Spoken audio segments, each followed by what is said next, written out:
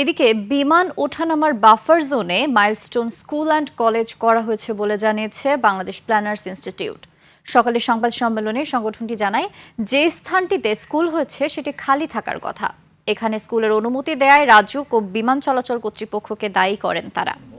বলেন, বিমান ওঠানামার জায়গায় বেশ কয়েক কিলোমিটার এলাকা খালি থাকার কথা, অথচ নিয়ম না মেনে জনবসতি গড়ে উঠেছে। এ সময় বাফার জোনের সকল স্থাপনা পর্যায়ক্রমে সরিয়ে নেয়ার তাগিদ দেন প্ল্যানার্স ইনস্টিটিউটের সভাপতি।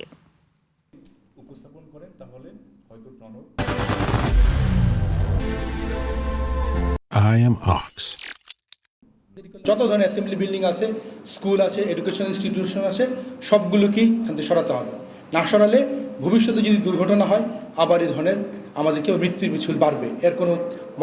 এটা ঠেকানো যাবে না। সুতরাং আমরা বলবো যে এই পুরো টেক অফ এবং ল্যান্ডিং, দুই জায়গাতে বিশাল জায়গা, এই জায়গাতে পুরোটারই কী করা, আমাদের পুরো বিষয়টা নিয়ে তদন্ত করা উচিত।